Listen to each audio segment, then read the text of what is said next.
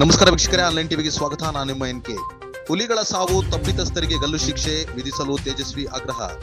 ಮೈಸೂರು ಮಲೆಮಹದೇಶ್ವರ ವನ್ಯಜೀವಿ ಧಾಮದಲ್ಲಿ 5 ಹುಲಿಗಳ ಸಾವಿಗೆ ಕಾರಣರಾದವರಿಗೆ ಗಲ್ಲು ಶಿಕ್ಷೆ ವಿಧಿಸುವಂತೆ ಕನ್ನಡ ಕ್ರಾಂತಿದಳ ರಾಜ್ಯಾಧ್ಯಕ್ಷ ತೇಜಸ್ವಿ ನಾಗಲಿಂಗ ಸ್ವಾಮಿರವರು ಒತ್ತಾಯಿಸಿದ್ದಾರೆ. ಡುಂಗ್ಯಂ ವಲಯದ ಮೀಡಿಯಂ ಸಮೀಪದ ಗಾಜನೂರು ಗಸ್ತ್ ಎಂಬ ಪ್ರದೇಶದಲ್ಲಿ ವಿಷಪ್ರಾಶನ ಮಾಡಿ ರಾಷ್ಟ್ರೀಯ ಪ್ರಾಣಿಯಾದ 5 ಹುಲಿಗಳ ಸಾವಿಗೆ ಕಾರಣರಾದವರಿಗೆ ಗಲ್ಲು ಶಿಕ್ಷೆ ವಿಧಿಸಬೇಕೆಂದು ಸರ್ಕಾರವನ್ನ ಆಗ್ರಹಿಸಿದ್ದಾರೆ.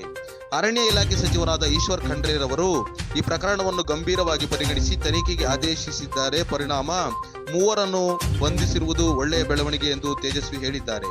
ಹುಲಿಯನ್ನು ಕೊಂದವರಿಗೆ ನಮ್ಮ ದೇಶದಲ್ಲಿ 7 ವರ್ಷ ಕಾಲ ಜೈಲು ಶಿಕ್ಷೆ ವಿಧಿಸಬೇಕು ಕಾನೂನು ಇದೆ. ಆದರೆ 5 ಹುಲಿಗಳ ಸಾವಿಗೆ ಕಾರಣರಾದವರಿಗೆ ಗಲ್ಲು ಶಿಕ್ಷೆಗೆ ಒಳಪಡಿಸುವುದು ಸೂಕ್ತ ಎಂದು ಕನ್ನಡ ಕ್ರಾಂತಿದಳ ರಾಜ್ಯಾಧ್ಯಕ್ಷ ತೇಜಸ್ವಿ ನಾಗಲಿಂಗ ಸ್ವಾಮಿ ಕರ್ನಾಟಕ ಸರ್ಕಾರವನ್ನು ಒತ್ತಾಯಿಸಿದ್ದಾರೆ. ವರದಿ ಆನ್ಲೈನ್ ಟಿವಿ. ಏನು ಚಾಮರಾಜನಗರ ಜಿಲ್ಲೆಯಲ್ಲಿ 5 ಹುಲಿಗಳ ಸಾವಿಗೆ ಕಾರಣ ಆಗಿದ್ದಾರೆ.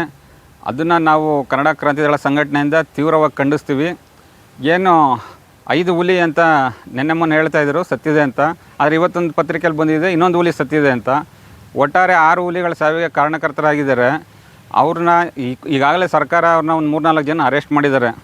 ಅವ್ರಿಗೆ ಕಠಿಣ ಕಾನೂನು ಕ್ರಮ ಆಗಬೇಕು. ಏನು ನಮ್ಮ ದೇಶದಲ್ಲಿ ಒಂದು ಹುಲಿ ಸಾಯಿಸಿದ್ರೆ 7 ವರ್ಷ ಶಿಕ್ಷೆ ಅಂತಿದೆ, ಆದರೆ ಇವರು 6 ಹುಲಿಗಳ ಸಾವಿಗೆ ಕಾರಣ ಆಗಿದ್ದಾರೆ. ಇಂಥವ್ರಿಗೆ ಗಲ್ಲು ಶಿಕ್ಷೆನೇ ವಿಧಿಸಬೇಕು ಸರ್ಕಾರ. ಏನು ಇದು ದೇಶದಲ್ಲೇ ಇದು ಯಾವತ್ತೂ ಆಗಿರಲಿಲ್ಲ ಈ ರೀತಿ ಘಟನೆ.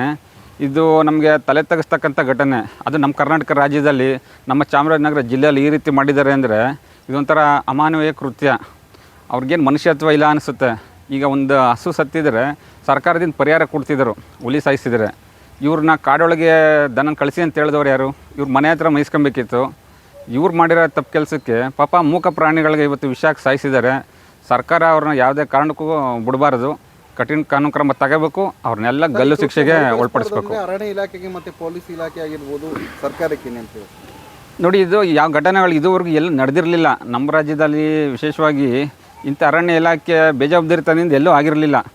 ಏನೋ ವಿದ್ಯುತ್ ಇದಕ್ಕೆ ಸಿಗಾಕೊಂಡು ಸಾಯ್ತಾಯಿದ್ವು ಪ್ರಾಣಿಗಳು ಹೊರತು ಈ ರೀತಿ ವಿಷ ಹಾಕಿರ್ತಕ್ಕಂಥ ಘಟನೆ ನಡೆದಿರಲಿಲ್ಲ. ಇದರಲ್ಲಿ ಏನು ಅರಣ್ಯ ಇಲಾಖೆದು ವಿಫಲತೆ ಅಂತ ಕಂಡು ಬರೋಲ್ಲ. ಒಂದು ವೇಳೆ ತನಿಖೆ ಆಗಲಿ, ಅವ್ರದ್ದೇನಾದ್ರು ಪಾತ್ರ ಇದ್ದರೆ ಅವ್ರನ್ನೂ ಕ್ರಮ ತಗೊಳ್ಳಿ ಸರ್ಕಾರ.